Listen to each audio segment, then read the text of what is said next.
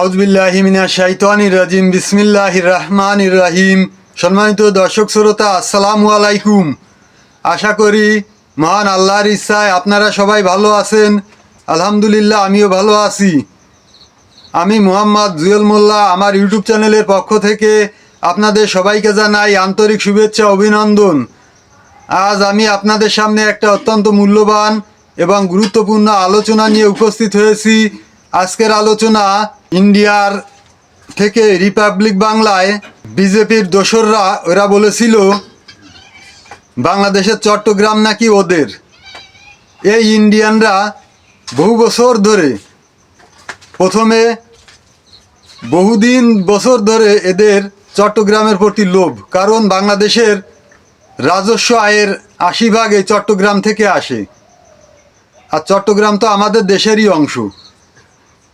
এই চট্টগ্রাম অঞ্চলে, চট্টগ্রাম, খাগড়াছড়ি, পার্বত্য চট্টগ্রাম, এইসব অঞ্চলে যেসব উপজাতিরা থাকে, এরা আজ থেকে ৩00-৪০০ বছর আগে বাংলাদেশে এসেছিল বিপদে পড়ে। রোহিঙ্গারা যেমন এসেছে তেমন এদেরকে বাংলাদেশিরা আমরা দয়া করে আশ্রয় দিয়েছিলাম। আর এরা অতীত হয়ে গৃহস্থ তাড়ানোর চেষ্টা করে। এরা ওই জায়গাটুক নিয়ে একটা স্বাধীন রাষ্ট্র ঘোষণা করতে চায়। এতদিন পরে বুঝলাম যে এটা ভারতের চক্রান্ত ছিল। ভারত ওদেরকে দিয়ে দখল করে ভারত নিয়ে নেবে। এজন্য ভারত স্বাধীনতায় আমাদেরকে সাহায্য করেছিল এই চট্টগ্রামের লোভে। জানে যে পাকিস্তানের সঙ্গে এক থাকলে চট্টগ্রাম দখল করতে পারবে না। এজন্য বাংলাদেশকে যদি আলাদা করতে পারে তাহলে চট্টগ্রাম দখল করতে ওদের সুবিধা হবে। উপজাতিদের দিয়ে চেষ্টা করে এই চেষ্টা ব্যর্থ হয়ে এখন নিজেরাই দখল করতে চাচ্ছে। বলছে চট্টগ্রাম নাকি ওদের, চট্টগ্রাম দখল করে নেবে। তাই বলছি আপনারা আসেন, সাহস থাকে, ক্ষমতা থাকে, আসেন। শুধু বিজেপির ওই দোসররা নয়, এছাড়াও মমতা ব্যানার্জি, এছাড়াও অনেক মুসলমানরা, ইয়াসিন হুজুর নাম করে এক হুজুর, একটু মোটা মতন, মালদা থেকে সেদিন দেখলাম এক মুসলমান ভাই, উনিও হুমকার দিচ্ছেন যে 15 মিনিটে বাংলাদেশ দখল করে নেব। ভাই, আপনাদের মতন হেরো মালদের কাজ না বাংলাদেশ দখল করা। আমরা বাংলাদেশের বাঙালি, আমরা জলে কুমির, ডাঙ্গায় বাঘ। এটা মণিপুর না, সিকিম না যে এটা আপনারা দখল করে নেবেন। সাহস থাকলে, ক্ষমতা থাকলে, বুকের পাটা থাকলে আসেন। এছাড়াও আরও অনেকে আছেন। তোহা সিদ্দিকী আছেন, একজন ধর্মগুরু। আলী আফজাল নাম করে এক পাগলাসুদা উকিল আছে কলকাতা হাইকোর্টের। এনরা,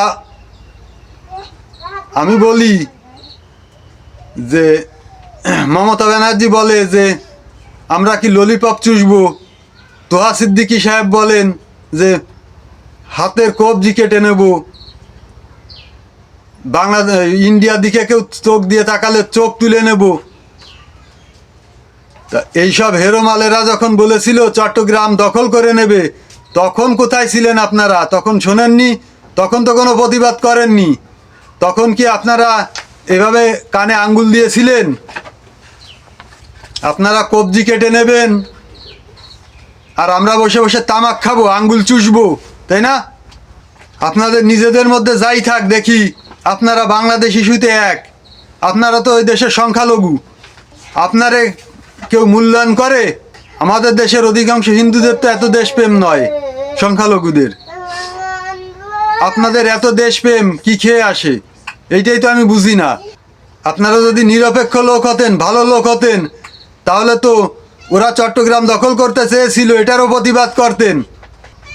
আমাদের দেশ থেকে সাধারণ একজন পাবলিক, উনি বলেছে যে, যারা বলেছে এক বা একাধিক লোক, এরা তো কোনো সরকারের লোক না, সরকারি কোনো পদে নেই,